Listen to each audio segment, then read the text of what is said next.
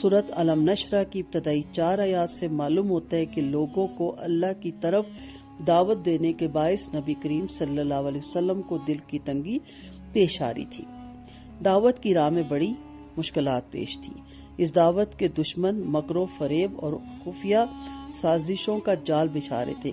دعوت کے اس بوجھل کام اور راہ کی مشکلات کے باعث آپ کو گھٹن محسوس ہو رہی تھی۔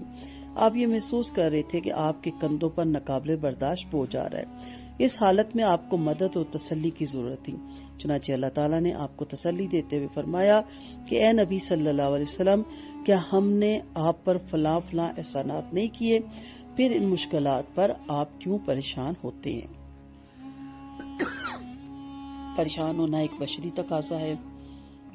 آپ صلی اللہ علیہ وسلم پر اللہ کے بہت احسانات اور ان کی امت پہ تو اس سے بھی زیادہ احسانات۔ ہمارے اوپر سب سے بڑا یہی اللہ کا احسان ہے کہ اللہ نے ہمیں گمراہیوں سے، غلاستوں سے نکال کر اپنے دین کی راہ میں لگا دیا۔ قرآن پڑھنے، پڑھانے، سیکھنے، سکھانے، سننے، سنانے پہ لگا دیا۔ لیکن جب اس راہ پہ لگتے ہیں تو پھر شیطان بھی الرٹ ہو جاتا ہے، اور شیطان بھی بہت زیادہ مشکلات کھڑی کرتا ہے۔ اور شیطان نما جو انسان ہے جن سے پناہ مانگنے کا حکم اللہ تعالیٰ نے دیا، جن کے اندر شیطان خون سے بھی زیادہ صراحت کرتا ہے، وہ بھی ہماری راہ کی رکاوٹ بننا شروع ہو جاتی ہیں۔ تو جب یہ بہت سی رکاوٹیں اور پریشانیاں اور تکلیفیں آتی ہیں تو انسان تھوڑا سا پریشان ہو جاتا ہے، بد دل ہو جاتا ہے، فیڈ اپ ہو جاتا ہے۔ تو ہمیشہ یاد رکھیں کہ پریشان وہ بھی ہیں جو بے دین ہیں، پریشان وہ بھی ہیں جو اللہ اور رسول کے نافرمان ہیں، پریشان وہ بھی ہیں جو لبرل بن کے اپنے آپ کو بڑا سپیریس سمجھتے ہیں، بڑا منفرد سمجھتے ہیں، جو اپنی ڈگریوں پہ بڑا مان رکھتے ہیں، پریشان وہ بھی ہیں۔ لیکن اگر ہم دین کی راہ میں چلنے میں پریشان ہیں تو انشاءاللہ ان مشکلات سے گزرنے کا بھی اللہ تعالیٰ اجر فرما دیں گے انشاءاللہ۔ آپ کا سینہ مبارک اللہ تعالیٰ نے کھول دیا۔ سب سے پہلا اللہ تعالیٰ نے اپنا یہ احسان ذکر کیا کہ اے نبی صلی اللہ علیہ وسلم، کیا ہم نے آپ کے لیے آپ کا سینہ مبارک کھول نہیں دیا؟ یعنی آپ کے سینہ مبارک کو منور اور فراخ کر دیا تاکہ حق واضح بھی ہو جائے اور دل میں سما بھی جائے، جیسا کہ اللہ تعالیٰ کا ارشاد ہے فَمَن يُرِيدُ اللَّهُ أَن يَهْدِيَهُ يَشْرَحْ صَدْرَهُ لِلْإِسْلَامِ۔ تو شرح صدر اللہ سے مانگا کریں، جس کو اللہ تعالیٰ ہدایت سے نوازنے کا ارادہ کرتا ہے اس کا سینہ اسلام کے لیے کھول دیتا ہے۔ آپ کے سینے مبارک کو کھول دینے سے آپ کے سینے مبارک کو چاک کرنا بھی مراد ہے، جیسے کہ مستند اور معتبر روایت سے ثابت ہے کہ 2 مرتبہ آپ کے سینے مبارک کو چاک کیا گیا۔ ایک مرتبہ بچپن میں جبکہ آپ عمر کے 4 سال میں تھے، حضرت جبرائیل علیہ السلام آئے اور انہوں نے آپ کا دل چیرا اور اس سے شیطان کا وہ حصہ نکال دیا جو ہر انسان کے اندر ہے، پھر اسے آب زمزم سے دھو کر بند کر دیا۔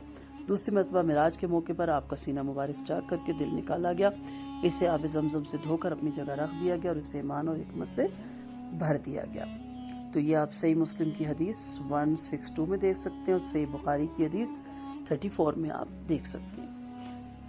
اللہ تعالیٰ نے اپنا دوسرا احسان یہ یاد دلایا، کمر توڑ بوجھ اتار دیا کہ نبی کریم صلی اللہ علیہ وسلم، ہم نے آپ سے آپ کا بوجھ اتار دیا جس نے آپ کی کمر توڑ دی تھی۔ اس بوجھ کا تعلق نبوت سے پہلے آپ کے 40 سالہ دور زندگی سے تھا۔ اس دور میں اگرچہ اللہ تعالیٰ نے آپ کو گناہوں سے محفوظ رکھا، کسی بت کے سامنے آپ کبھی سجدہ ریز نہیں ہوئے، کبھی شراب نوشی نہیں کی اور بھی دیگر برائیوں سے کنارہ کش رہے، تاہم معروف معنوں میں اللہ تعالیٰ کی اطاعت اور عبادت کا نہ آپ کو علم تھا اور نہ آپ نے کی، اس لیے آپ کے دل اور دماغ پر اس 40 سالہ دور میں اللہ کی عبادت اور بندگی نہ کرنے کا بوجھ تھا، جو حقیقت میں تو نہیں تھا لیکن آپ کے احساس نے اسے بوجھ بنا رکھا تھا۔ اللہ تعالیٰ نے اسے اتار دینے کا اعلان فرمایا کہ آپ پر احسان فرمایا۔ بعض مفسرین کے مطابق یہ نبوت کا بوجھ تھا جسے اللہ تعالیٰ نے ہلکا کر دیا، یعنی اس راہ کی مشکلات برداشت کرنے کا حوصلہ اور دعوت و تبلیغ میں آسانیاں پیدا کر دی۔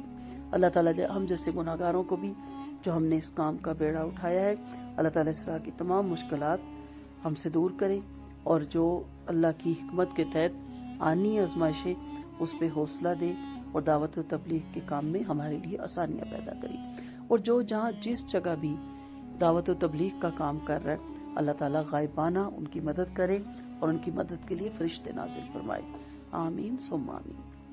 پھر اگلا احسان ہے کہ آپ کا ذکر بلند کر دیا۔ اللہ تعالیٰ نے اپنا تیسرا احسان یہ ذکر کیا کہ اے نبی صلی اللہ علیہ وسلم، ہم نے آپ کے لیے آپ کا ذکر بلند کر دیا یہ ایسی عظیم نعمت ہے جو آپ سے بڑھ کر تو درکنار آپ کے برابر بھی کسی بندے کو نہیں دی گئی۔ آپ کے ذکر کی بلندی کا آغاز نبوت کی ابتدا سے شروع ہو گیا تھا، چنانچہ جہاں اللہ کا نام آتا ہے وہیں آپ کا نام آتا ہے، مثلاً اذان، نماز اور دیگر بہت سے مقامات پر۔ گزشتہ کتابوں میں آپ کا تذکرہ اور صفات کی تفصیل ہے، فرشتوں میں آپ کا ذکر خیر ہے۔ آپ کی اطاعت کو اللہ تعالیٰ نے اپنی اطاعت قرار دیا اور اپنی اطاعت کے ساتھ ساتھ آپ کی اطاعت کا بھی حکم دیا۔ ساری دنیا میں مناروں اور ممبروں پر اشہد اللہ الہ الا اللہ، میں گواہی دیتا ہوں کہ اللہ کے سوا کوئی سچا معبود نہیں، کے ساتھ اشہد ان محمد عبدہ و رسولہ یا اشہد ان محمد رسول اللہ، میں گواہی دیتا ہوں کہ محمد صلی اللہ علیہ وسلم اللہ کے رسول ہے، پکارا جاتا ہے، اور دنیا میں کوئی سمجھدار انسان آپ کا نام احترام اور تعظیم کے بغیر نہیں لیتا، اگرچہ وہ مسلمان نہ بھی ہو۔ اور آپ جانتے ہیں کہ ایٹ اے ٹائم پوری دنیا میں اذان ہوتی ہی رہتی ہے، ایک لمحے کی بھی کمی نہیں آتی، فرق نہیں آتا، آغاز سے ابتدا تک۔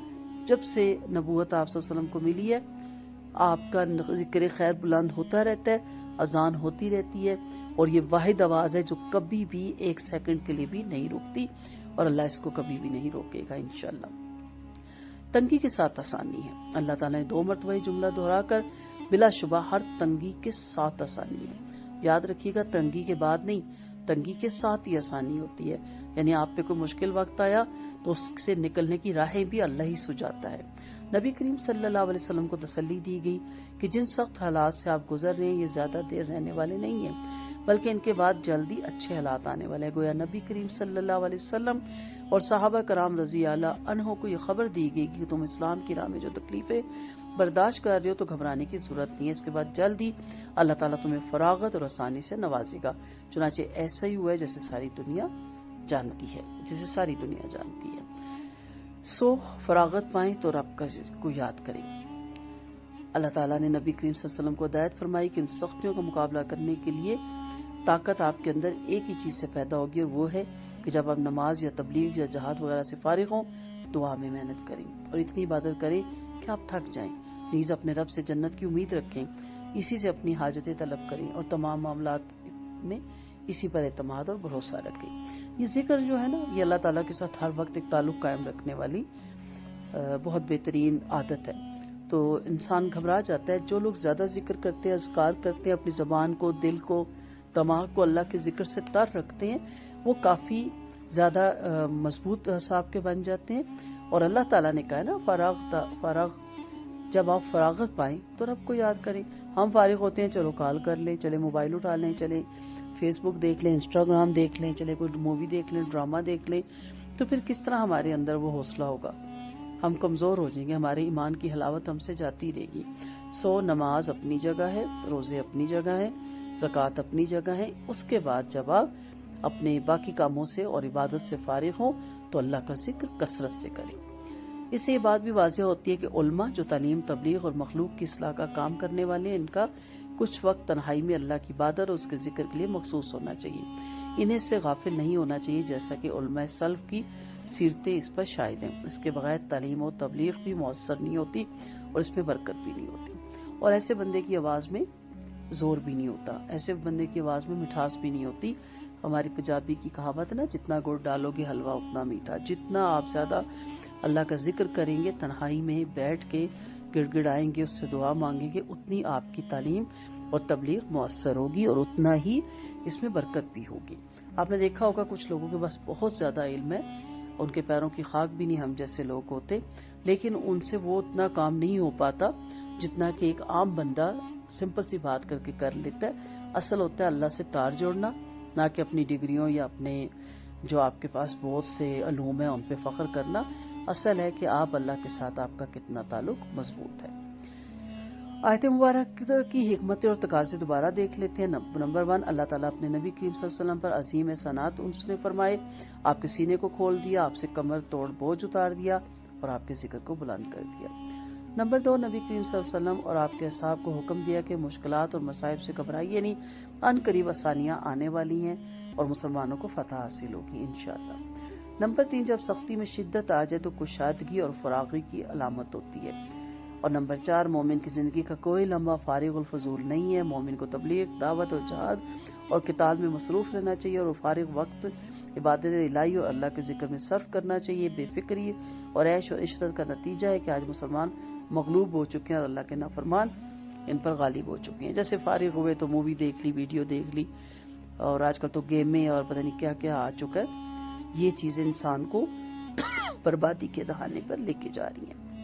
پھر آگے احسان کا بدلہ احسان ہے. اللہ تعالیٰ نے اپنے بندوں پر بے شمار احسانات کیے. بندوں کو اس کے شکر کے طور پر اللہ تعالیٰ کی اطاعت اور بندگی کرنی چاہیے. اللہ تعالیٰ ہمیں اپنے اطاعت گزار بندوں میں شامل فرمائے، آمین. چھوٹا سا ایک پیپر دے دیجیے. علم نشرح لک صدرک آیت کی تفسیر بتائیے. کتنی مرتبہ نبی کریم صلی اللہ علیہ وسلم کا سینہ مبارک چاک کیا گیا؟ اللہ زی انقذ ظہرک آیت سے کیا مراد ہے؟ اللہ تعالیٰ نے کس طرح نبی کریم صلی اللہ علیہ وسلم کا ذکر بلند کیا گیا؟ وضاحت کیجیے. تنگی کے بعد آسانی ہے، اس جملے کو کیوں دہرایا گیا؟ فراغت کے وقت نبی کریم صلی اللہ علیہ وسلم کو کس کام کی تاکید کی گئی؟ ذہن میں دیے گئے مناسب الفاظ کے ساتھ خالی جگہ پر کریں. علم نشرح ڈیش صدرک، الذی ڈیش ظہرک، انما ڈیش یسرا، فائزہ ڈیش فانصب، وائلا ڈیش فرغب. ظاہری بات ہے آپ حفظ کر رہے ہیں، الحمدللہ. اللہ آپ کو ثابت قدم رکھے، اپنے لیے، اپنے والدین کے لیے، اپنے استاذہ کے لیے اور مجھ گناہگار کے لیے بہترین صدقہ جاریہ بنائے. جب آپ حفظ کر لیں گی تو آپ اس کو فوراً پر کر لیں گی انشاءاللہ. وآخر دعوانا ان الحمدللہ رب العالمین. سبحانک اللہم و بحمدک، نشہد ان لا الہ الا انت، نستغفرک و نتوب الیک. السلام علیکم ورحمۃ اللہ وبرکاتہ. دعاؤں کی طالبہ رخسانہ اعجاز.